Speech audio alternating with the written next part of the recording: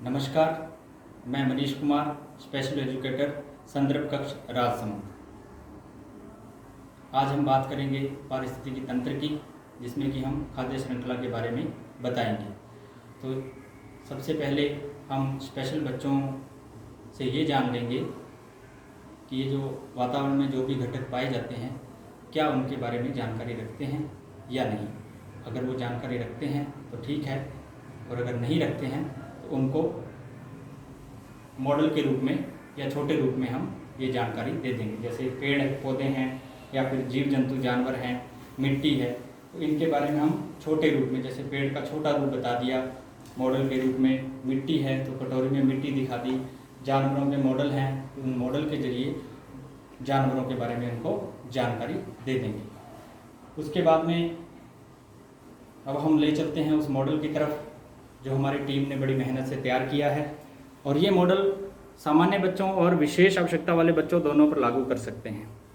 तो ये एक मॉडल है, मॉडल का छोटा रूप बनाया है, क्योंकि मॉडल तभी बनाते हैं हम जब हम उस तंत्र को विशाल रूप में न दिखा के उसको छोटे रूप में दिखा के अच्छी तरह से उनके ज्ञान को स्थायी कर सकते हैं। तो इसमें हम मुख्य बिंदु हमारा रहेगा खाद्य श्रृंखला। तो ये खाद्य श्रृंखला तैयार की है जिसमें कि उत्पादक जो हैं, सबसे पहले उत्पादक ये घास हैं, घास के बाद में प्राथमिक, द्वितीय, तृतीय, चतुर्थ उपभोक्ता, इस तरह से ये दिखाए गए हैं। ये 2 श्रृंखलाएं बनाई गई हैं, और इन श्रृंखलाओं में इन जंतुओं की जगह और जंतु भी हो सकते हैं। ये केवल आपको एक समझाने के लिए ये मॉडल तैयार किया गया है। तो आइए हम बात करते हैं सबसे पहले उत्पादक की। उत्पादक वे हैं जो अपने भोजन के लिए स्वयं पर निर्भर करते हैं, जो अपना भोजन खुद बनाते हैं प्रकाश की सहायता से। तो ये ऊपर सूर्य बनाया हुआ है और ये आप देख सकते हैं। तो हम बात करेंगे उत्पादक की। तो उत्पादक घास के रूप में हैं जो यहाँ दिखाई हुई है। तो इस घास को, ये देखिए यहाँ पे प्राथमिक उपभोक्ता घास को खा रहा है। तो प्राथमिक उपभोक्ता हुआ कीट, कीट के बाद ये मेंढक है। मेंढक यानी कि द्वितीय उपभोक्ता अपने भोजन के लिए प्राथमिक उपभोक्ता पे निर्भर करता है। उसके बाद आगे चलते हैं, प्राथमिक उपभोक्ता के बाद द्वितीय उपभोक्ता मेंढक हुआ। मेंढक को तृतीय उपभोक्ता यानी कि सर्प खा करके अपना भोजन बनाते हैं। यानी सर्प जो है अपने भोजन के लिए मेंढक पर निर्भर करता है। मेंढक की जगह चूहा भी हो सकता है, और भी जीव जंतु हो सकते हैं जिनको खाकर वो अपना भोजन बना सकता है। तो ये सर्प जो है तृतीय उपभोक्ता हुआ। तृतीय उपभोक्ता को अंत में खाता है चतुर्थ उपभोक्ता यानी कि गिद्ध या बाज हो सकते हैं, आपको दिखा रहे हैं मॉडल में। तो चतुर्थ उपभोक्ता के बाद जब चतुर्थ उपभोक्ता यानी कि बाज या गिद्ध मरणासन अवस्था में होते हैं या मृत अवस्था में हो जाते हैं, तो मिट्टी में पाए जाने वाले जीव जो हैं वो इनके शरीर को अपघटित कर मृदा में बदल देते हैं, मृदा में मिला देते हैं। उसके बाद यही मृदा उपजाऊ मृदा कहलाती है, और इसी में फिर से घास पैदा होती है।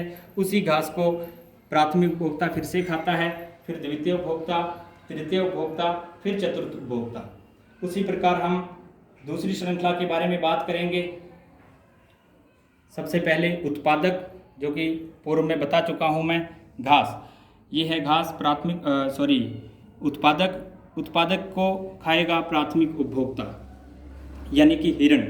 यहाँ पे केवल हिरण समझाने के लिए दिखाया गया है, यानी कि एक शाकाहारी जंतु। इसकी जगह गाय या बकरी भी हो सकते हैं। ये हुआ प्राथमिक उपभोक्ता, ये अपने भोजन के लिए उत्पादक पर निर्भर करता है। उसके बाद प्राथमिक उपभोक्ता से चलते हैं द्वितीय उपभोक्ता की तरफ, जो कि शाकाहारी और मांसाहारी दोनों तरह से हो सकते हैं, जिसमें कि मैंने लोमड़ी दिखाई हुई है। लोमड़ी की जगह कुत्ता या सियार और भी जंगली जानवर हो सकते हैं जो कि अपने भोजन के लिए शाकाहारी जंतुओं पर निर्भर करते हैं। उसके बाद मैं तृतीय उपभोक्ता की तरफ ले चलता हूँ, यानी कि तृतीय उपभोक्ता जो शेर है या बाघ है, ये अपने भोजन के लिए द्वितीय उपभोक्ता पे निर्भर करते हैं, यानी कि द्वितीय उपभोक्ता को शिकार करके अपना भोजन बनाते हैं। तृतीय उपभोक्ता बाघ या शेर हुआ। तृतीय उपभोक्ता के बाद जब ये मृत अवस्था में हो जाते हैं तो इनके शरीर को गिद्ध खा करके अपना भोजन बनाते हैं।